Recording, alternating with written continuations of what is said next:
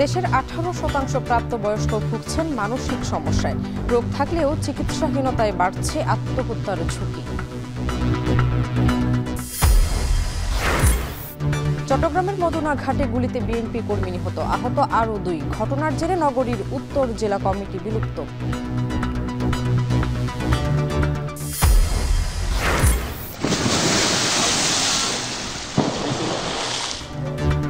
জামালপুরের দেওয়ানগঞ্জে নদী ভাঙনে হুমকির মুখে জনজীবন। স্থায়ী বাঁধ নির্মাণের দাবি ভুক্তভোগী সহ স্থানীয়দের।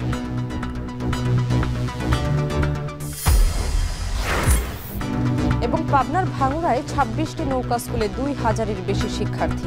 বন্যার পানিতে লোকালে ডুবে গেলেও চালু থাকে ভাসমান স্কুল।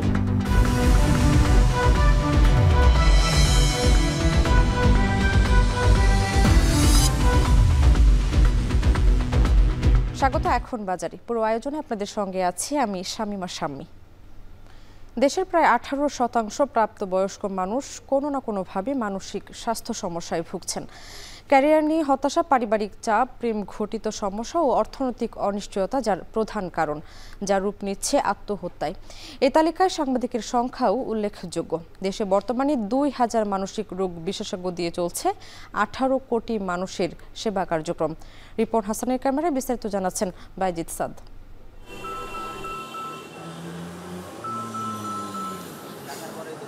এই শহরে বহু কথা বাষ্প হয়ে ওড়ে। ওরা বৃষ্টি হয়ে নেমে আসে না কোনো মরু মানব জমিনে। হাসি খুশি আড্ডার আড়ালেই লুকিয়ে থাকে অদৃশ্য একাকিত্ব। চোখে আনন্দ ঝলকালেও বুকের ভেতরে জমে থাকে পাহাড় সমচাপ। হতাশা, বিষণ্ণতা সহ নানা কারণে কলেজ ও বিশ্ববিদ্যালয় পড়ুয়া শিক্ষার্থীদের মধ্যে আত্মহত্যার প্রবণতা আশঙ্কাজনক হারে বাড়ছে। প্রায় বেশিরভাগই শেয়ার করতে পারে না তাদের মা বাবার সাথে বা কারোর সাথে। ইভেন ফ্রেন্ডদের মাঝখানে ওই জিনিসগুলো শেয়ার করা যায় না, বা ফ্রেন্ডরা কি ভাববে, ব্যক্তিগত জিনিস অনেক কিছু শেয়ার করা যায় না। পারিবারিক কারণ থাকে, তাছাড়া প্রেম ঘটিত কারণ থাকে, তারপর আপনার প্রাতিষ্ঠানিক কিছু ব্যাপার থাকে। আমার খুব ব্রডলি ওরকম আসেনি, কিন্তু সামটাইমস দু একবার এসেছে। স্ট্রেসে আছি, তখন আমার মনে হচ্ছে যে না, হয়তোবা এই জীবনটা না থাকলেই ভালো হতো। আমার পরিবারের সাথে ভালো কমিউনিকেশন ছিল, যার কারণে আমার উঠে আসতে কোনো তেমন একটা সমস্যা হয়নি। 2024 সালে স্কুল, কলেজ ও বিশ্ববিদ্যালয়ের অন্তত 310 জন শিক্ষার্থী আত্মহত্যা করেছেন। তবে রাজনৈতিক অস্থিরতার কারণে অনেক ঘটনাই গণমাধ্যমে আসেনি। বাংলাদেশের সাইকিয়াট্রিস্ট আছে 300+, সাইকোলজিস্ট আছে 2000+। এই যে মাত্র 2000 বা 2500 মেন্টাল হেলথ স্পেশালিস্ট, এটা দিয়ে 18 কোটি বা 20 কোটি জনগণকে কখনোই সার্ভ করা যাবে না। এবছরের ফেব্রুয়ারিতে হবিগঞ্জে পারিবারিক কলহের জেরে 2 সন্তানকে বিষ খাইয়ে হত্যার পর বাবা আত্মহত্যা করে। রাজশাহীতে 15 ফেব্রুয়ারি ঋণের দায়ে স্ত্রী ও 2 সন্তানকে হত্যার পর আত্মহত্যা করেন মিনারুল। কুমিল্লা, সাতক্ষীরাতেও সাম্প্রতিক সময়ে ঘটেছে এমন ঘটনা। সমাজের বিবেক, সাংবাদিকদের মাঝেও হতাশা জেঁকে বসেছে। আজকের পত্রিকার প্রবীণ সাংবাদিক বিভুরঞ্জন সরকার তার শেষ লেখায় বলেছেন, দুঃখই হোক আমার জীবনের শেষ সঙ্গী। গত এক যুগে বাংলাদেশে কমপক্ষে 8 থেকে 9 জন সাংবাদিক ও বুদ্ধিজীবী পরিবারের সদস্যদের আত্মহননের খবর নথিভুক্ত হয়েছে। তাদের বেশিরভাগই নিজেদের অপমৃত্যুর মুখে ঠেলে দিয়েছেন প্রধানত পেশাগত ও আর্থিক অনিশ্চয়তা এবং পারিবারিক সংকটের কারণে। সরকার চায় ক্লায়েন্ট তৈরি করা। তো যখনই আপনি ক্লায়েন্টেলিজম সিস্টেমটা তৈরি করবেন, তখন সাংবাদিকদের মধ্যে ফ্রাস্ট্রেশন আসবে, স্বাধীনচেতা সাংবাদিকদের মধ্যে ফ্রাস্ট্রেশন আসবে। সেই ফ্রাস্ট্রেশনগুলো ফ্যামিলিতে পড়বে, সমাজে পড়বে। ফলে যখন মোটা দাগে সেটা চক্রাকার হয়ে যাবে, তখন সাংবাদিক আত্মহননে কেউ কেউ চলে যায়। দেশে মানসিক স্বাস্থ্য সমস্যার রোগী সার্বিক স্বাস্থ্য খাতের 13 থেকে 14%, অথচ এর বিপরীতে বাজেট মাত্র 0.5%। পরিবারের সহযোগিতা প্রথমে যেরকম গুরুত্বপূর্ণ, একই সাথে আমরা যে কমিউনিটিতে আছি সেই কমিউনিটির মধ্যে আমাদের অ্যাটাচমেন্টটা দরকার। কিন্তু এই দুটোই সম্ভব হবে যদি রাষ্ট্রেও যদি স্থিতিশীলতা থাকে খুব সুন্দরভাবে, সেটাও কিন্তু আমাদেরকে জীবনে একটা সুন্দর লক্ষ্যে পৌঁছতে হেল্প করবে। এক অজানা আর অদৃশ্য যন্ত্রণার মাঝে হাঁটতে হাঁটতে অনেকেই হারিয়ে ফেলে বেঁচে থাকার ইচ্ছেটুকু। কেউ ছুঁতে চায়, কেউ বা ছুঁয়ে ফেলে মেঘমালা। এই শেষ মুহূর্তে একটি সহানুভূতির হাত, একটু খোলামেলা আলাপ আর কাছের মানুষের পাশে থাকাই পারে জীবনের আশা খুঁজে দিতে। বাইজিদ সাদ, এখন, ঢাকা। চট্টগ্রামের হাটহাজারীতে এক বিএনপি কর্মীকে গুলি করে হত্যা করেছে দুর্বৃত্তরা। এই ঘটনায় গুলিবিদ্ধ হয়েছেন গাড়ির চালক। প্রতিষ্ঠিত ব্যবসায়ী হিসেবে এলাকায় নিহত আব্দুল হাকিমের সুনাম থাকলেও রাজনীতির বলি হয়েছেন বলে ধারণা স্বজনদের। যদিও স্থানীয় বিএনপি নেতাদের দাবি, হাটহাজারীকে অস্থির করতে নিষিদ্ধ আওয়ামী লীগই এমন ঘটনার পেছনে দায়ী। বিস্তারিত জানাচ্ছেন হাজেরা শিউলি। রাউজানের গ্রামের বাড়ি থেকে নিজের ব্যক্তিগত প্রাইভেট কারে চড়ে বিকেলে শহরে ফিরছিলেন ব্যবসায়ী আব্দুল হাকিম। হালদা নদীর উপরে নির্মিত হাটহাজারীর মদুনাঘাট ব্রিজের উপর পৌঁছালে ফিল্মি কায়দায় 5 থেকে 6 জন মুখোশধারী দুর্বৃত্ত এলোপাথারি গুলি করতে থাকে। এই সময় গুলিবিদ্ধ হয়ে গাড়ির সিটেই লুটিয়ে পড়েন আব্দুল হাকিম। গুলিবিদ্ধ হন গাড়ির চালক ইসমাইলও। তবে ভাগ্যক্রমে বেঁচে যান আব্দুল শুকুর নামে গাড়িতে থাকা আরেক ব্যক্তি। পরে স্থানীয়রা আব্দুল হাকিমকে উদ্ধার করে আশঙ্কাজনক অবস্থায় নগরীর এভারকেয়ার হাসপাতালে নিয়ে আসলে চিকিৎসক মৃত ঘোষণা করেন। নিহত আব্দুল হাকিম কেন্দ্রীয় বিএনপির ভাইস চেয়ারম্যান গিয়াসউদ্দিন কাদের চৌধুরীর অনুসারী হলেও সক্রিয় ছিলেন না বলে জানান স্থানীয়রা। অত্যন্ত একটা ভালো মানুষ, উনি কখনো গ্রুপিং রাজনীতির সাথে জড়িত ছিল না। প্রশাসনকে অনুরোধ করব সুষ্ঠু তদন্তের মাধ্যমে যাতে এই হত্যাকাণ্ডের রহস্য উদ্ঘাটন করে জনসমক্ষে প্রকাশ করেন। গুলিতে এই ব্যবসায়ী নিহতের খবর ছড়িয়ে পড়লে হাসপাতালে ছুটে আসেন স্বজন ও দলীয় নেতাকর্মীরা। স্বজনদের কান্নায় শোকাবহ পরিবেশ তৈরি হয় হাসপাতাল প্রাঙ্গণে। বিএনপি নেতাদের দাবি, একটি গ্রুপের উস্কানিতে বিএনপির নামে নিষিদ্ধ আওয়ামী লীগই রাউজানকে অস্থির করতে এসব হত্যাকাণ্ড ঘটাচ্ছে। গিয়াসউদ্দিন কাদের চৌধুরীর এখানে অবস্থান, এখানে ওনারাই সবকিছু নিয়ন্ত্রণে। এখানে কোনো যারা দ্বন্দ্ব বলে, যারা বিএনপি বলে, এরা তো আওয়ামী লীগের এজেন্ট।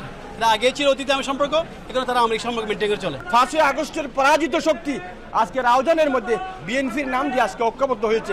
আজকে তারাই এই হত্যাকাণ্ড ঘটিয়েছে। ব্যবসায়িক দ্বন্দ্ব কিংবা দলীয় কোন্দলের জেরে এই হত্যাকাণ্ড বলে ধারণা স্বজনদের। তবে কে বা কারা এই হত্যার পেছনে রয়েছে সে বিষয়ে সুনির্দিষ্ট করে কিছু বলতে পারেননি তারা। কেন আমার ভাইকে তারা হত্যা করলো এটা তো আমরা কিছু বুঝতে পারতেছি না। এখন কার কথা বলবো আমি? আসলে তো বিএনপির ভিতরে তো অনেক গ্রুপিং, বলে এখন বলতে পারবো না তো আমি কিছু। এই নিয়ে গত 1 বছরে রাউজানের দলীয় কোন্দলের জের ধরে সংঘর্ষে ও প্রতিপক্ষের হামলায় নিহত হয়েছেন অন্তত 13 জন। নিহত আব্দুল হাকিম বাগান ইউনিয়নের 5 খান গ্রামের বাসিন্দা। হাজেরা শিউলি, এখন, চট্টগ্রাম। সিলেটের পর্যটন শিল্পকে গতানুগতিক ধারা থেকে বের করে আরও উন্নত পর্যটনমুখী করতে মাস্টার প্ল্যান হাতে নিয়েছে সরকার। সংশ্লিষ্টরা বলছেন, প্রাকৃতিক ভারসাম্য রক্ষার পাশাপাশি স্থানীয়দের কর্মসংস্থান ও পর্যটন স্পটগুলোকে পর্যটক বান্ধব করাই এই মাস্টার প্ল্যানের মূল লক্ষ্য, যার অর্থায়ন করতে পারে নেদারল্যান্ডস। এমনটি হলে সিলেটের পর্যটন শিল্পে উন্মোচিত হবে নতুন সম্ভাবনার দ্বার। গুলজার আহমেদের প্রতিবেদন, ক্যামেরায় ছিলেন সেলিম মিয়া।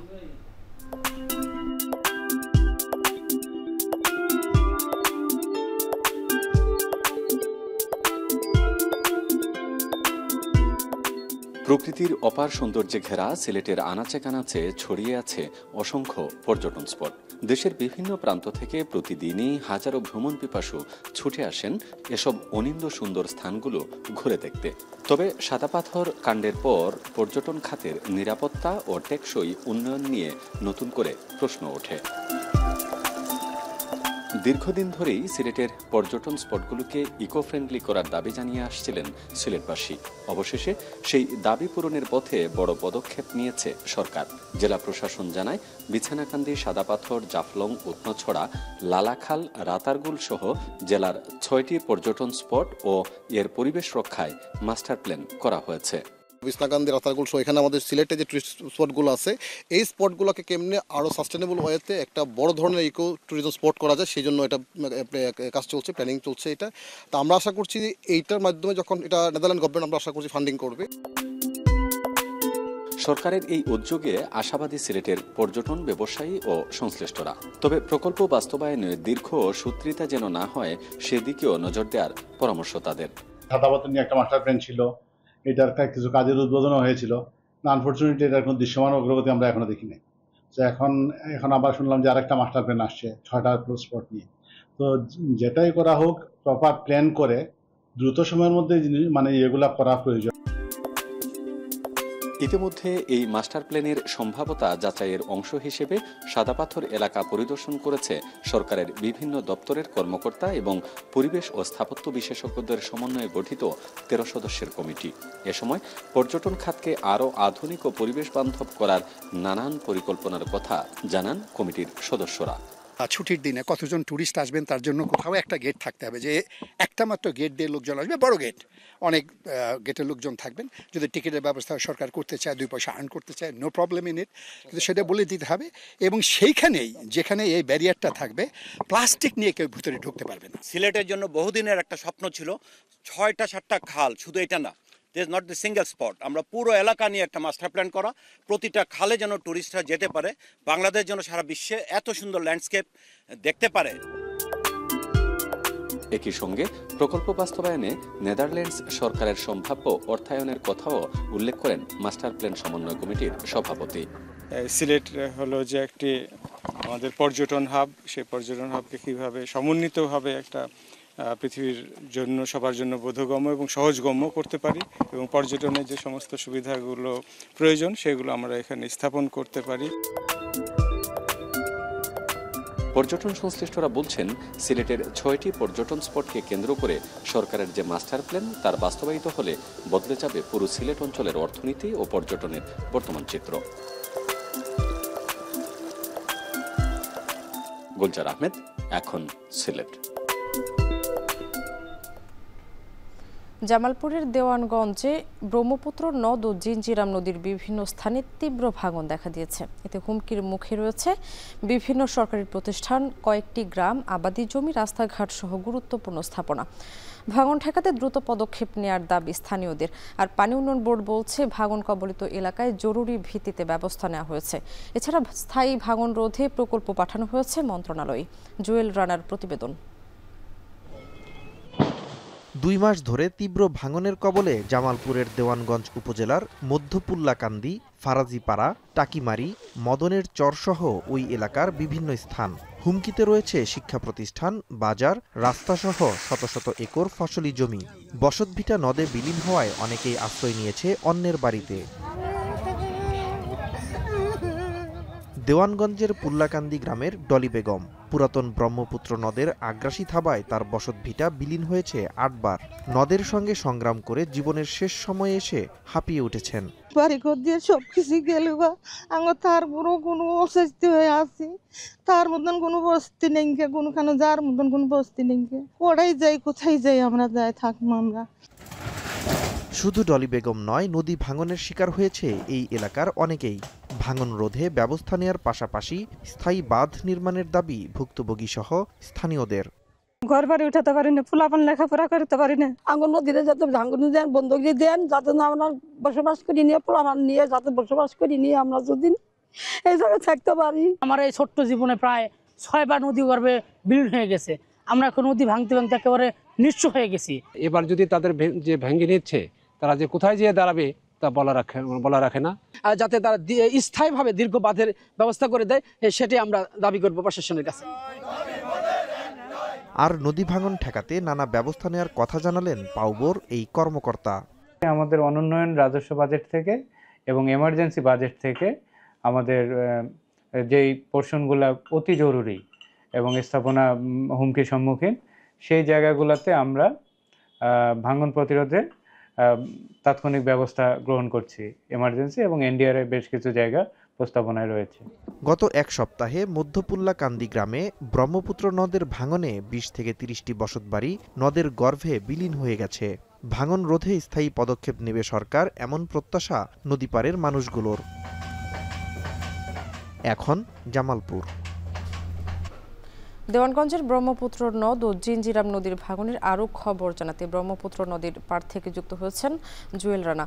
জুয়েল, ভাঙনের সবশেষ পরিস্থিতি কি দেখছেন আর জনগণের ভোগান্তি জানাবেন, একই সঙ্গে জানাবেন সংশ্লিষ্ট কর্তৃপক্ষ ভাঙন রোধে কোনো ব্যবস্থা নিয়েছে কিনা?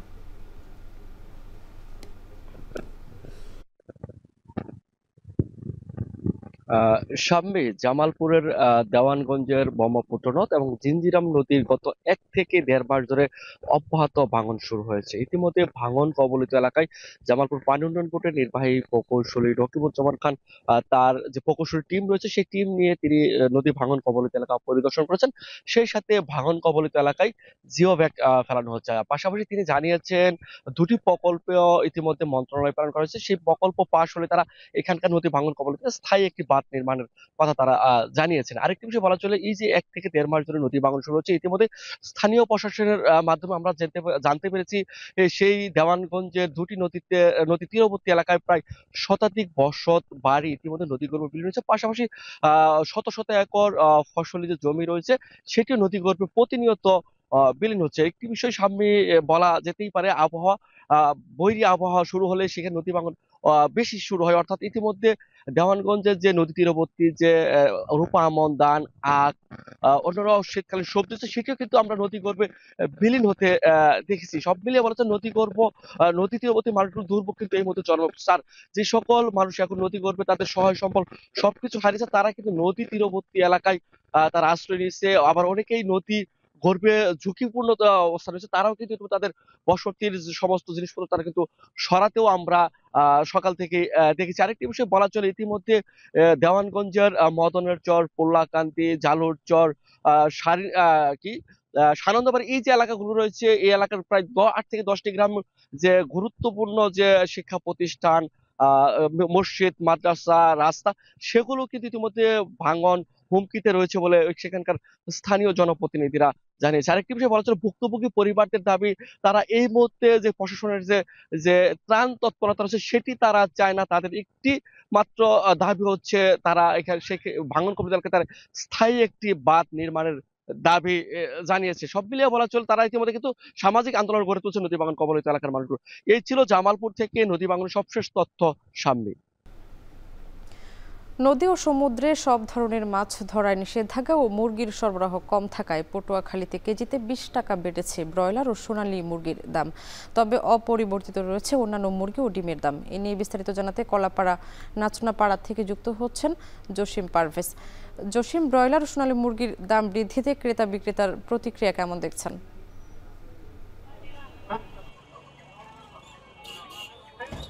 স্বামী, এখানে যে বিক্রেতা এবং ক্রেতা রয়েছে তাদের সঙ্গে আমরা কথা বলেছি। তারা বলেছে যে হঠাৎ করেই কিন্তু ব্রয়লার মুরগির দামটা বেড়েছে এবং সোনালী মুরগিরও দাম বেড়েছে। তারা বলছে যে সমুদ্র এবং নদ নদীতে মা ইলিশ সংরক্ষণ অভিযান শুরু হওয়ার সঙ্গে সঙ্গেই কিন্তু এই 2 প্রজাতির মুরগির মাংসের দাম বেড়েছে।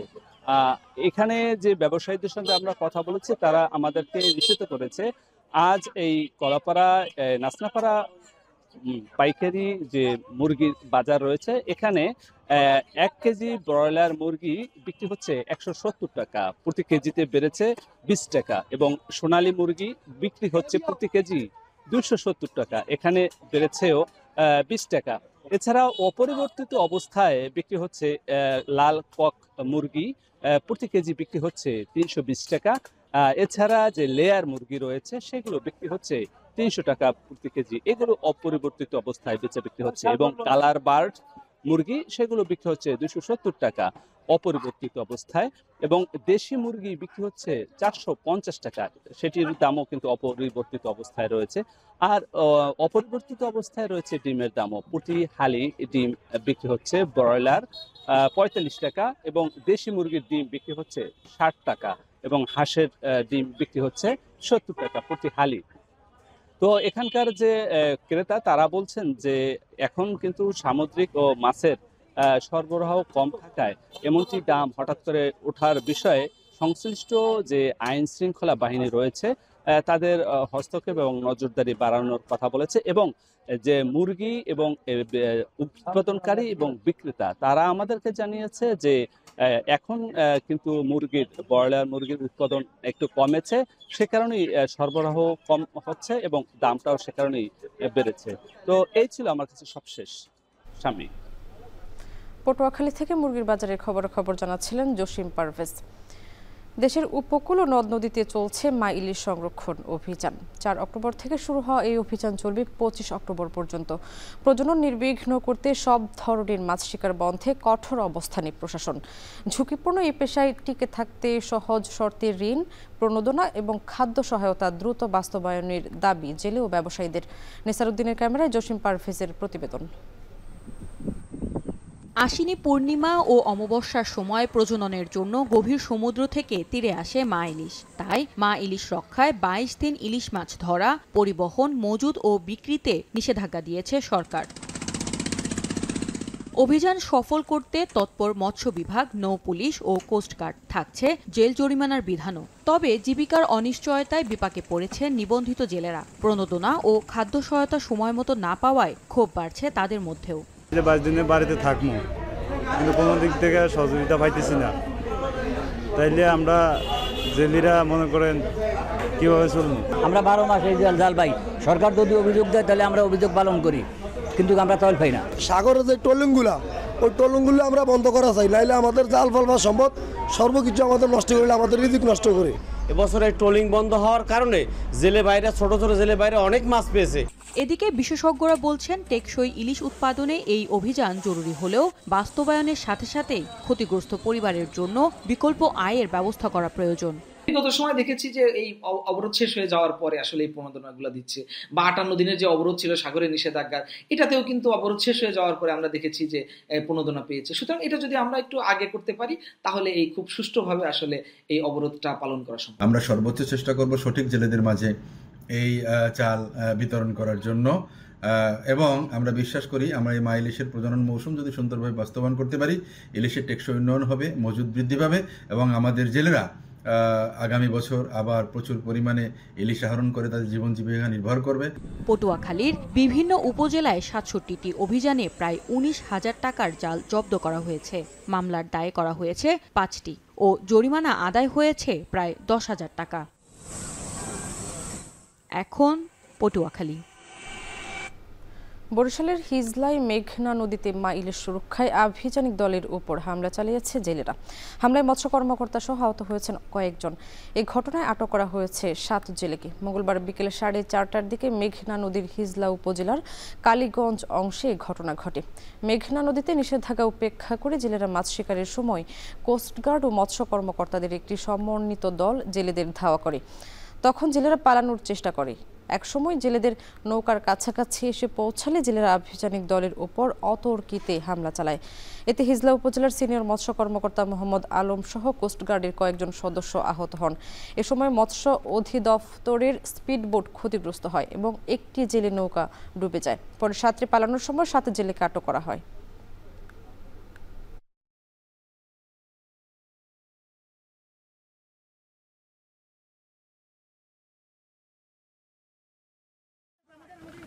দেশের সবচেয়ে মজবুত আরএফএল ল্যাডার, যা 606 গ্রেড অ্যালুমিনিয়ামে তৈরি। শক্তিশালী এমএস ক্রসবার নিশ্চিত করে সর্বোচ্চ নিরাপত্তা। RFL ladder. পঞ্চগড়ের অন্যতম ভারী শিল্প প্রতিষ্ঠান পঞ্চগড় সুগার মিলে আখ মাড়াই বন্ধ 4 বছর ধরে। কাজ হারিয়ে অনেক শ্রমিক কর্মচারী এখন মানবেতর জীবনযাপন পার করছেন। মিলকে কেন্দ্র করে গড়ে ওঠা স্থানীয় বাজারটিও এখন ধুঁকছে। স্থবির হয়ে পড়েছে স্থানীয় অর্থনীতি। গণঅভ্যুত্থানের পর সুগার মিলটি চালুর উদ্যোগ নেওয়া হলেও শর্তের বেড়া জালে তা আলোর মুখ দেখছে না। মিলটিকে লাভজনক প্রতিষ্ঠানে পরিণত করতে আধুনিকায়ন সহ প্রয়োজনীয় ব্যবস্থা নেওয়ার দাবি স্থানীয়দের। লুৎফর রহমান জানাবেন বিস্তারিত। বন্ধ সাইরেন, নেই মানুষের আনাগোনা। কয়েক বছর আগেও শ্রমিক কর্মচারী আর মেশিনের শব্দে মুখরিত থাকা উত্তরের ভারী শিল্প প্রতিষ্ঠানের একটি পঞ্চগড় সুগার মিল এখন কঙ্কালের মতো দাঁড়িয়ে। প্রতিষ্ঠানটির বিশাল এলাকা ঝোপঝাড় আর জঙ্গলে ভুতুরে রূপ নিয়েছে। 2020 সালের ডিসেম্বরে আরো 5টি চিনিকলের সঙ্গে পঞ্চগড় মিলটিও বন্ধ ঘোষণা করে বিগত সরকার। এরপর কয়েক দফা আশ্বাসের পরও চালু না হয়ে মানবেতর দিন পার করছেন শ্রমিক কর্মচারীরা। কয়েক হাজার মানুষের আয় রোজগার বন্ধ হওয়ায় নেতিবাচক প্রভাব পড়েছে। মিলটিকে কেন্দ্র করে গড়ে ওঠা বাজারটিও এখন ধুঁকছে। স্থবির হয়ে পড়েছে স্থানীয় অর্থনীতি। অনেক গরিব মানুষের সহযোগিতা পাইছিল, কাজ কাম হয়েছিল। এখন তো মিলটা বন্ধ হয়ে অনেক মানুষের সমস্যা হয়ে যাচ্ছে। এই মিলটা বন্ধ হয়ে যাওয়াতে আমরা খুব দুর্দশায় পড়ে গেছি। আমাদের এলাকাবাসীও খুব দুর্দশায় পড়ে গেছে। কোনো কাজ কাম নাই, কোনো করে বলে খাওয়ার কোনো রাস্তা নাই। আমাদের বেচা কিনা নেই, এক বেলা বেচা কিনা হয় একটু, আরেক বেলায় নাই। হ্যাঁ, এই বেচা কিনা আমাদের বাড়িতেও চলে না, দোকানও চলে না। স্থানীয়দের দাবির মুখে গত বছরের ডিসেম্বরে চিনিকলটি চালুর উদ্যোগ নেওয়া হলেও জুড়ে দেওয়া হয়েছে আগপ্রাপ্তির শর্ত। জেলার 31টি ইকো সেন্টারের মধ্যে 8টি সেন্টার চালু রয়েছে, যেখানে এবার আখ চাষ হয়েছে 846 হেক্টর জমিতে। বাকি 23টি সেন্টার চালুর বিষয়ে নেই দৃশ্যমান কোনো উদ্যোগ। এছাড়া পঞ্চগড়ে উৎপাদিত আখ ঠাকুরগাঁ মিলে মারাই হয় সময় মতো সরবরাহ ও অর্থ পাওয়া নিয়ে দুর্ভোগ পোহাতে হয় কৃষকদের। এখন চারপাশের জঙ্গল ঝাড় দিয়ে ভরপুর হয়ে আছে, শুধু একাই বর্তমান পাহাড়ের কাজ করতেছি। মিলটা বন্ধ হয়ে যাওয়ার কারণে আমরা রীতিমতো আখটা এখানে দিতে পারতেছি না। আমাদের আখটা যাচ্ছে আপনার ঠাকুরা সুগার মিলে, ওখানে আমরা দেওয়াতে আমরা পূর্ণাঙ্গ রেটটা পাচ্ছি না। আমাদেরকে আশ্বাসের উপর আশ্বাস, এই শুধু আশ্বাসের বানিয়ে শুনে যাচ্ছে, কিন্তু মিল আজ পর্যন্ত চালু হচ্ছে না। স্বাধীনতার পর থেকে 2005 সাল পর্যন্ত মিলটিতে প্রতি বছর গড়ে চিনি উৎপাদিত হতো 8000 টনেরও বেশি, কিন্তু 2005-06 অর্থ বছরের পর থেকে 2020 সাল পর্যন্ত টানা লোকসান হয় প্রায় 400 কোটি টাকা। চিনিকলটি লাভজনক প্রতিষ্ঠানে পরিণত করতে মিলটিকে আধুনিকায়ন সহ বহুমাত্রিক করার দাবি সংশ্লিষ্টদের। মূল চ্যালেঞ্জ হচ্ছে এটা প্রোডাকশন কস্টটাকে কমিয়ে আনতে হবে। উৎপাদন যে খরচ আছে, উৎপাদন খরচটাকে কমিয়ে আনলে বাজার দরের সঙ্গে সামঞ্জস্য রেখে যদি এটা মার্কেটে আসতে পারে, তবে পঞ্চগড় চিনিকল লাভজনক হবে। চিনিকলটি চালুর বিষয়ে ঊর্ধ্বতন কর্মকর্তারা ক্যামেরার সামনে কথা বলতে রাজি নন, তবে দ্রুত মিলটি চালুর আশা এনসিপি নেতা সার্জিস আলমের। যেই এটা চালু করতে বা এই জায়গায় হেল্প করবে, আমি আমার জায়গা থেকে ব্যক্তিগতভাবে তাকে হেল্প করতে সবসময় রেডি। আমরা আশা করছি খুব দ্রুত সময়ের মধ্যে এটা চালু হবে। 70-এর দশকে পঞ্চগড় জেলা শহরের ধাক্কামারা এলাকায় প্রায় 55 মিলিয়ন টাকা ব্যয়ে 198 একর জমির উপর গড়ে ওঠে সুগার মিল। কর্মসংস্থানের সুযোগ পায় অন্তত 1,500 মানুষ। আর আশ্বাস নয়, দ্রুত এই মিলটি চালু হবে, আবারও বাজবে সাইরেন, কাজ ফিরে পাবে শ্রমিক কর্মচারীরা, এমনটাই প্রত্যাশা স্থানীয়দের। লুৎফর রহমান, এখন পঞ্চগড়। বন্যাপ্রবণ অঞ্চলে বাংলাদেশের ভাসমান স্কুলের মডেল নজর কেড়েছে বিশ্বব্যাপী। নাইজেরিয়া, ফিলিপিন্স, কম্বোডিয়া সহ বেশ কয়েকটি দেশে চালু রয়েছে মডেলটি। নৌকার ভেতরেই গড়ে তোলা হয়েছে স্কুল। সৌর বিদ্যুতের মাধ্যমে জ্বলছে লাইট, চলছে ফ্যান ও ইন্টারনেট। বর্তমানে 26টি নৌকা স্কুলে ভর্তি আছে 2000-এর বেশি শিক্ষার্থী। সম্প্রতি বাংলাদেশের এই মডেলটি ইউনেস্কো কনফুসিয়াস পুরস্কার পেয়েছে। বিস্তারিত জানাচ্ছেন তানফির জনি।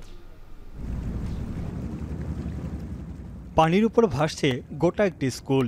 নৌকায় ভেসে ভেসে চলছে স্কুলের পাঠদান। ডিঙির উপর স্থাপন করা আছে সৌরবিদ্যুতের প্যানেল, যার সাহায্যে নৌকার ভেতরে চলছে ল্যাপটপ ও ইন্টারনেট, জ্বলছে লাইট। খালবিল দিয়ে বয়ে চলা নৌকাটি তীরে গিয়ে শিক্ষার্থীদের তুলে নিচ্ছে। বাংলাদেশের মতো দুর্যোগপ্রবণ অঞ্চলগুলোতে প্রতি বছর বন্যার কারণে ঝরে পড়ে হাজার হাজার শিশু। ভাসমান নৌকা স্কুলের মাধ্যমে প্রাথমিক শিক্ষার সুযোগ পাচ্ছে প্রত্যন্ত অঞ্চলের শিক্ষার্থীরা। আমি অঙ্ক শিখছি, নামতা শিখছি, যোগ বিয়োগ শিখছি, সরা শিখছি, আগুন লাগার কারণ শিখছি। বাংলাদেশের পাবনা জেলার ভাঙ্গুড়া উপজেলায় 26টি নৌকা স্কুলে ভর্তি আছে 2000-এর বেশি শিক্ষার্থী। একটি বেসরকারি সাহায্য সংস্থার অধীনে পরিচালিত এই ভাসমান স্কুলগুলো গ্রাম থেকে গ্রামে ঘুরে বেড়ায়। সারা বছর ধরে নিরবিচ্ছিন্নভাবে চলে শিক্ষাদান। এমনকি বন্যার পানিতে লোকালয় ডুবে গেলেও চালু থাকে নৌকা স্কুল। আমি 13 বছর ধরে স্কুলটা চালাচ্ছি। বিভিন্ন ধরনের স্কুল এরকম অনেক দেশ ছড়িয়ে গেছে এবং অনেক উন্নত মানের হয়েছে। খুব সুন্দর লাগছে। বৃষ্টির দিনও ক্লাস চলতেছে। 2000 সালের গোড়ার দিকে চালু হওয়া নৌকা স্কুল থেকে প্রাথমিক শিক্ষা গ্রহণ শেষে 22,500 শিক্ষার্থী স্নাতক ও উচ্চশিক্ষায় শিক্ষিত হয়েছে। অনেকে যুক্ত হয়েছে নানা পেশায়। বহু পরিবার দরিদ্রতা থেকে মুক্তি পেয়েছে এই প্রকল্পের মাধ্যমে। আমার সময় আসলে না, বেটাকে সময় আইছে, এই জন্য কাছে হয় যে সাল পালে কাছে পড়ানোর লেগে চেষ্টা করতেছে। বাংলাদেশি স্থপতি মোহাম্মদ রেজওয়ানের তৈরি ভাসমান স্কুল এখন বিশ্ব মডেল স্কুলে রূপ নিয়েছে। জলবায়ু পরিবর্তনের ঝুঁকির মুখে থাকা নাইজেরিয়া, ফিলিপিন্স, কম্বোডিয়া সহ বেশ কয়েকটি দেশে চালু রয়েছে মডেলটি। উদ্ভাবনী এই উদ্যোগের জন্য চলতি বছর ইউনেস্কো কনফুসিয়াস পুরস্কারে মনোনীত হয়, যা গ্রামীণ সাক্ষরতায় অসামান্য অবদান রেখে যাচ্ছে। আমাদের চলন মিলে এই অঞ্চলটা ডুবে যায়, তখন এই বাচ্চারা স্কুলে যেতে পারে না, স্কুলগুলো বন্ধ থাকে। কিন্তু আমাদের এই নৌকা স্কুল এই বন্যার সময় বন্ধ থাকে না। আমাদের সারা বছরই এই নৌকা নদীতে পানি থাকে, নৌকাগুলো পরিচালিত হয়। এই উদ্যোগ কেবল শিক্ষাখাতে নয়, বরং দীর্ঘমেয়াদী জলবায়ু পরিবর্তন মোকাবেলায় সচেতনতা গড়ে তুলছে। প্রবাসীদের দীর্ঘদিনের দাবি ভোটাধিকার। সরকারের উদ্যোগে এবার সেই দাবি পূরণের পথে। প্রথমবারের মতো আগামী জাতীয় নির্বাচনে অংশগ্রহণের নিশ্চয়তায় যুক্তরাজ্য প্রবাসীদের মাঝে বাড়তি উদ্দীপনা তৈরি হয়েছে। সর্বোচ্চ ভোটাধিকার নিশ্চিতে পদ্ধতি সহজ করার আহ্বান তাদের। যুক্তরাজ্য থেকে শরীফুল ইসলাম চৌধুরীর প্রতিবেদন। স্বাধীনতার ৫৪ বছর পেরিয়ে গেলেও ১.৫ কোটি প্রবাসী ভোটাধিকার থেকে বঞ্চিত। বিদেশের মাটিতে থেকেও তারা স্বপ্ন দেখেন বাংলাদেশ নিয়ে, রেমিটেন্স পাঠিয়ে দেশের অর্থনীতিকে বাঁচিয়ে রাখেন। অথচ গণতন্ত্রের মঞ্চে তাদের কোনো স্থান নেই। সম্প্রতি অন্তর্বর্তী সরকারের উদ্যোগে দেশের নেতৃত্ব নির্বাচনে অংশগ্রহণের সুযোগকে সাধুবাদ জানিয়েছেন যুক্তরাজ্য প্রবাসীরা। ইন্ডিয়ান গভর্নমেন্টে এই সুযোগ করিয়াদের আমরা প্রবাসী হলরে আমরা ভোট দিতাম, আমরা বাচ্চাইনতে ভোট দিতে পারবো, এতে আমরা খুবই আনন্দিত। ভোটারের একটা সুবিধা, একটা সুযোগ হয়েছে। আমি এটার লাগে আমি কংগ্রেচুলেশন জানাই, ধন্যবাদ জানাই। জুলাই গণ অভ্যুত্থানে রাজনৈতিক পট পরিবর্তনের পর প্রবাসীদের ভোটাধিকারের বিষয়টি জুড়ে সুরে সামনে আসে। ত্রয়োদশ সংসদ নির্বাচন সামনে রেখে কয়েকটি রাজনৈতিক দল এ ব্যাপারে সরব হয়। রেমিটেন্স পাঠিয়ে দেশের অর্থনীতির চাকা সচল রাখলেও ভোটাধিকারের মতো মৌলিক ও সাংবিধানিক অধিকার থেকে সবসময় বঞ্চিত রেমিটেন্স যোদ্ধারা এবার সুযোগ পাচ্ছেন ভোটাধিকারের। তবে ভোট দেওয়ার পদ্ধতি নিয়ে অসন্তোষ প্রবাসী নেতাদের। আমাদের সুস্পষ্ট প্রস্তাব হচ্ছে আইদার এনআইডি কার্ড অথবা বাংলাদেশি পাসপোর্ট ভ্যালিড অথবা এক্সপায়ার্ড। ৩ নম্বর হচ্ছে জন্ম নিবন্ধনপত্র বা birth certificate, 16 digit birth certificate. এই 3টা ডকুমেন্টের যে কোনো একটা বা 2টা ডকুমেন্ট হলে ভোটার তালিকায় যেন নাম নিবন্ধিত হতে পারে, এই ব্যবস্থা নেওয়া দরকার। লন্ডনস্থ বাংলাদেশ হাইকমিশন জানিয়েছে, আগামী ফেব্রুয়ারিতে জাতীয় নির্বাচনকে সামনে রেখে সরকার নভেম্বরের মাঝামাঝি সময়ে একটি বিশেষ অ্যাপ চালুর মাধ্যমে প্রবাসীদের ভোট গ্রহণ শুরু করবে। এটা হার্ড কপি আসবে আপনার কাছে, এরপর এটাকে এনভেলপে সিলগালা করে এনভেলপটা আপনার কাছে দেওয়া হবে। আপনি আপনার নিকটস্থ ব্রিটেনের যে কোনো পোস্ট অফিসে আপনি এটা জমা দিবেন, এরপর সেটা বাংলাদেশ নির্বাচন কমিশনের হাতে পৌঁছে যাবে। ভোটাধিকারের প্রশ্নে সবার আগে গুরুত্বপূর্ণ প্রবাসীদের জাতীয় পরিচয়পত্র এনআইডি বা ভোটার নিবন্ধন। অন্যদিকে ই পাসপোর্ট করার জন্য এনআইডি থাকা সমান গুরুত্বপূর্ণ। এই গুরুত্ব বিবেচনা করে বিশ্বের 9টি দেশে বাংলাদেশি নাগরিকদের ভোটার নিবন্ধন ও এনআইডি সেবা চালু রয়েছে। যুক্তরাজ্যে ইতোমধ্যে প্রায় 2 বছরে 6164 জন ভোটার এনআইডি হালনাগাদ করেছেন। আপনি যদি এনআইডি কার্ডটা হাতে পান, আপনি ভোট দিতে পারবেন। অ্যাপ্লিকেশন করার পরে আপনার সংশ্লিষ্ট নির্বাচনী এলাকায় যে উপজেলা নির্বাচন কর্মকর্তার কাছে এটা পাঠানো হবে। তারা যদি ভেরিফিকেশন দেয়, তাহলে আপনার কাছে একটা এনআইডি নাম্বার চলে আসবে আপনার ইমেইলে। সেই নাম্বারটাকে ব্যবহার করেও কিন্তু আপনি ভোট দিতে পারবেন। বিদ্যমান আইনে প্রবাসীদের পোস্টাল ব্যালটে ভোটাধিকার থাকলেও এখনও তা কোনো নির্বাচনে প্রয়োগ হয়নি। নির্বাচন কমিশন আগামী নির্বাচনে প্রবাসীদের সর্বাধিক ভোট নিশ্চিত করতে চায়। ব্রিটেনে আন্দোলনকারী সংগঠনগুলোর নেতারা মনে করেন, গুরুত্ব বিবেচনায় সকলের অংশগ্রহণ জরুরি। নাগরিক থাকার মানে হলো যে ভোটের অধিকার থাকা, ভোটার লিস্টে নাম থাকা। এই ভোটার লিস্টের নাম না থাকলে আমরা আদালতে বা আইনে কোনো সময়ই প্রমাণ করতে পারবো না যে আমাদের সহায় সম্পত্তি আছে। অপরপক্ষ বলবে যে উনি তো বাংলাদেশের নাগরিকই নন। প্রবাসীদের দাবির মুখে 2008 সালে ছবিসহ ভোটার তালিকা প্রণয়ন ও নাগরিকদের জাতীয় পরিচয়পত্র চালুর পর অদৃশ্য কারণে এগোয়নি। রাজনৈতিক সদিচ্ছা থাকলে প্রবাসীরা তাদের অধিকার পাবেন, এমনটাই প্রত্যাশা কোটি প্রবাসীর। শরীফুল ইসলাম চৌধুরী, এখন লন্ডন। গাজা যুদ্ধবিরতি নিয়ে চূড়ান্ত চুক্তিতে পৌঁছাতে মিশরে হামাস ও ইসরায়েলের মধ্যে দ্বিতীয় দিনের আলোচনা শেষ হয়েছে।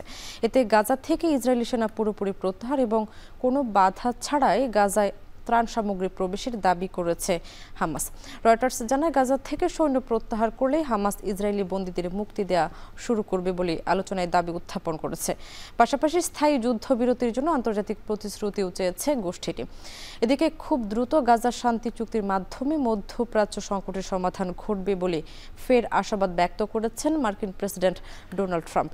অন্যদিকে যুদ্ধবিরতি আলোচনায় যোগ দিতে আজ মিশরের উদ্দেশ্যে রওনা দেবেন ডোনাল্ড ট্রাম্পের বিশেষ দূত স্টিভ উইটকফ সহ মার্কিন প্রতিনিধি দল। মিশরে চলমান আলোচনায় ইসরায়েলের কৌশলগত বিষয়ক মন্ত্রী রন ডারমার এবং কাতারের প্রধানমন্ত্রীর যোগ দেওয়ার কথাও রয়েছে।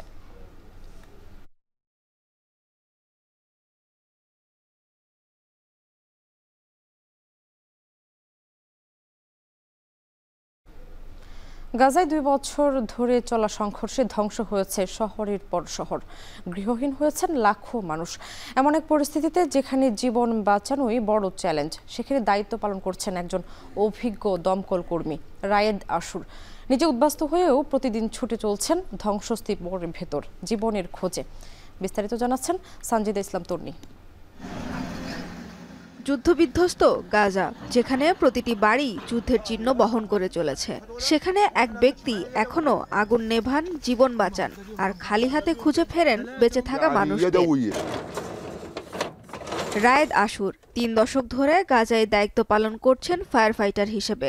গেল 2 বছর ধরে গাজার সিভিল ডিফেন্স কোনো জরুরি সরঞ্জাম পাঠায়নি। কাজ করে যাচ্ছেন সরঞ্জাম ছাড়াই, পুরনো ফায়ার ট্রাক, ধ্বংস হয়ে যাওয়া যন্ত্রপাতি নিয়ে খালি হাতেই চলছে অভিযান।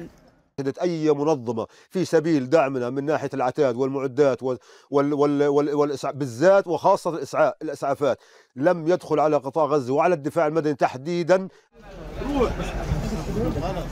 2023 সালের নভেম্বরে একটি উদ্ধার অভিযান পরিচালনার সময় আশুরের নিজের ভাই মুসার বাড়ি বোমা হামলায় ধ্বংস হয়। ভাইকে হারানোর সেই মুহূর্ত আজও ভুলতে পারেননি তিনি। يعني أقوم يعني بتوديع زوجتي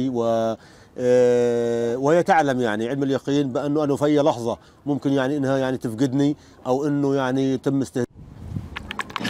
2 বছরের নিরবচ্ছিন্ন হামলায় আশুর ও তার পরিবার খাবার, পানি ও নিরাপদ আশ্রয়ের সংকটে রয়েছেন। এত কিছুর পরও প্রতিদিন ছুটে যান উদ্ধার কাজে যোগ দিতে। يعني صراحة كانوا تحت المنزل يعني وكانت حفرة بعمق حوالي من 8 إلى 10 متر وكان الصاروخ مباشرة في أخي لدرجة أن أخي موسى يعني أخوي موسى উদ্ধার কাজের বিপদ ছাড়াও আশুরের মতো গাজার বহু মানুষ একটু আশ্রয়, একটু খাবার আর বিশুদ্ধ পানির তীব্র সংকটে ভুগছেন। তবে কোনো কিছুই আশুরকে তার দায়িত্ব থেকে সরাতে পারেনি। সানজিদা ইসলাম তন্নি, এখন বিশ্ব।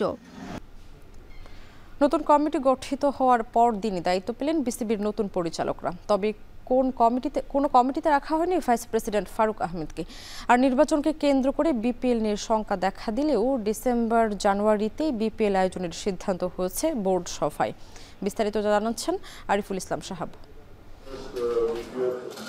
দেশের রাজনীতিতে পট পরিবর্তনের পর থেকেই পরিচালক সংকট ছিল ক্রিকেট বোর্ডে। ফারুক আহমেদ থেকে শুরু করে আমিনুল ইসলাম বুলবুল প্রত্যেকেই সামলেছেন বাড়তি দায়িত্বের বোঝা। তবে সদ্য গঠিত কমিটির প্রথম কার্যদিবসেই 22 জন পরিচালকের মাঝে স্ট্যান্ডিং কমিটির দায়িত্ব বন্টন করা হয়েছে, যার মেয়াদ 2 মাস। এরপর পর্যবেক্ষণ ও আলোচনা সাপেক্ষে পুনঃবন্টন করা হবে দায়িত্ব। বর্তমান সভাপতি বুলবুল দায়িত্ব পালন করবেন বিপিএল সহ 3টি কমিটির। নাজমুল আবেদিন ফাহিম এবং ইফতেখার রহমান মিঠু থাকছেন আগের দায়িত্বেই, তবে দায়িত্ব পাননি vice president Faruk Ahmed. Chairman হচ্ছে Aminul Islam Bulbul, cricket operation Nazmul Abedin Fahim, finance committee Nazmul Islam. 2 মাসের জন্যে এটা করা হলো। সবাই যদি কমফোর্টেবল না হয় তারা এসে বলতে পারে, তারা যদি প্রেসিডেন্টের সাথে they can discuss about it. Faruk ভাই এখনো কোনো কমিটির দায়িত্ব নেই, he is the vice president. এটা তো আমি জানি না। আপনি জানেন যে আমি এতদিন স্পোকসম্যান ছিলাম ক্রিকেট বোর্ডের, আমার কাছে এই কমিটিটা দেওয়া হয়েছে। বিসিবির পরিচালনা পরিষদ নির্বাচনের অস্থিরতা কিংবা ব্যস্ততায় অনেকটা আড়ালেই পড়েছিল বিপিএল ইস্যু। তাহলে কি বিপিএল শেষ পর্যন্ত হচ্ছে না, উঠেছিল এমন প্রশ্ন। তবে প্রথম বোর্ড সভাতেই সেসব শঙ্কা দূর করেছে নতুন কমিটি। মেজর ডিসিশন নেওয়া হয়েছে যে যেহেতু আমাদের একটা স্লট আছে ডিসেম্বর জানুয়ারিতে, so the board has decided যে we will go ahead with BPL, hosting the BPL. It has become a burning issue. মাহবুব ভাই একটা লেভেল পর্যন্ত নিয়ে গেছেন, উনি খুব সুন্দর করে কাজ করে নিয়ে গেছেন, কিন্তু there was a gap। আমাদের এই 1-2 মাসে আমরা এটাকে এখন যেটা হচ্ছে যে এটাকে কভার করতে হবে। এদিকে প্রথমবারের মতো ক্রিকেট বোর্ড পরিচালনায় এসে চ্যালেঞ্জ নিতে প্রস্তুত আব্দুর রাজ্জাক, খালেদ মাসুদ পাইলট, সানিয়ান তানিমরা। আমি মনে করি যে অ্যাজ এ ইয়াং হিসেবে আমাদের প্রথমে ওই জায়গাটা খুব ইম্পর্টেন্ট, যে ওই জায়গাটা কেমন এনভায়রনমেন্ট কি বলছেন করতে যাচ্ছেন, দেন আমরা চাইবো যে আস্তে করে আমাদের আইডিয়াগুলো শেয়ার করা কিভাবে করা যায়। বাট আমার মনে হয় যে এখানে সবার এনগেজমেন্ট দরকার। আমি আসলে নিয়েছি এই হিসাবে যে যাতে ক্রিকেটের জন্য কাজ করা যায়, আর যেহেতু এটা আমার ফার্স্ট ডে ছিল ওখানে, তো ফার্স্ট ডেতে আসলে যারা এক্সপিরিয়েন্স আছেন ওনাদেরটা আমরা শুনেছি। আমি মানে আশাবাদী যে এইখান থেকে কাজ করা যাবে। তো আমরা যেহেতু নতুন এসেছি, আমরা সেই ভুল ভ্রান্তিগুলোকেও ঠিক করে কিভাবে করে ক্রিকেটকে এগিয়ে নিতে পারবো, সেটা যতটুকু আমাদের লক্ষ্য ততটুকুই আপনাদেরও লক্ষ্য আমি শিওর। সো আমাদের জন্য দোয়া করবেন। আমরা এখানে আসতে পেরে অনেক আনন্দিত, কিন্তু আনন্দিত তখনই হব যদি আমরা ভালো কাজ করে এগিয়ে যেতে পারি। প্রথম বোর্ড সভার মধ্য দিয়ে কার্যক্রম শুরু হয়েছে আমিনুল ইসলাম বুলবুলের নেতৃত্বাধীন নতুন কমিটির। পেছনের বিতর্ক ভুলে আর সামনের প্রতিবন্ধকতা পেরিয়ে অপেক্ষা করছে নতুন নতুন চ্যালেঞ্জ। বন্ধুর সেই পথে সবাইকে পাশে চান বোর্ড পরিচালকরা। আরিফুল ইসলাম সাহাব, এখন, ঢাকা। হংকং চায়নার বিপক্ষে ম্যাচের আগে প্রথমবারের মতো গণমাধ্যমের সামনে এসেছেন বাংলাদেশ দলের ফুটবলার হামজা চৌধুরী। ইংলিশ লিগে খেলা এই তারকা দারুণ আশাবাদী তারুণ্য নির্ভর বাংলাদেশ দল নিয়ে। আমার মনে হয় একটু খালি এক্সপিরিয়েন্স আর ইয়াং টিম না নিয়ে আমরা সব সো আস্তে আস্তে করে এক্সপিরিয়েন্স লইয়া আমরা ইনশাআল্লাহ সাকসেসফুল টিম হতে পারবো। Hong Kong different challenge, same challenge আমরা মনে হয় আমরা বিলিভ করি ডেফিনেটলি আমরা উইন করতে পারবো। So we need to stick to the game plan and inshallah win পারবো। আর আমার স্কোয়াড খুব ভালো আছে, সো ইনজুরি হইলে যে বেঞ্চের প্লেয়ার যে উঠবো আমরা খুব বিলিভ আছে এর সঙ্গে, সো আমার ফুল কনফিডেন্স আছে। আর শেষ করছি এখন বাজার, তবে তার আগে শিরোনামগুলো জানিয়ে দেব আরও একবার। দেশের 18% প্রাপ্তবয়স্ক ভুগছেন মানসিক সমস্যায়। রোগ থাকলেও চিকিৎসাহীনতায় বাড়ছে আত্মহত্যার ঝুঁকি। চট্টগ্রামের মদুনা ঘাটে গুলিতে বিএনপি কর্মী নিহত, আহত আরও 2। ঘটনার জেরে নগরীর উত্তর জেলা কমিটি বিলুপ্ত।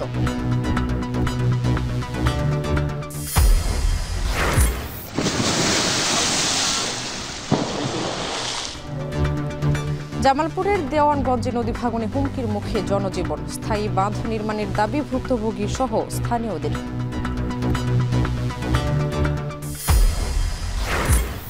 এবং পাবনার ভাঙ্গুড়ায় 26টি নৌকা স্কুলে 2000-এর বেশি শিক্ষার্থী। বন্যার পানিতে লোকালয় ডুবে গেলেও চালু থাকে ভাসমান স্কুল।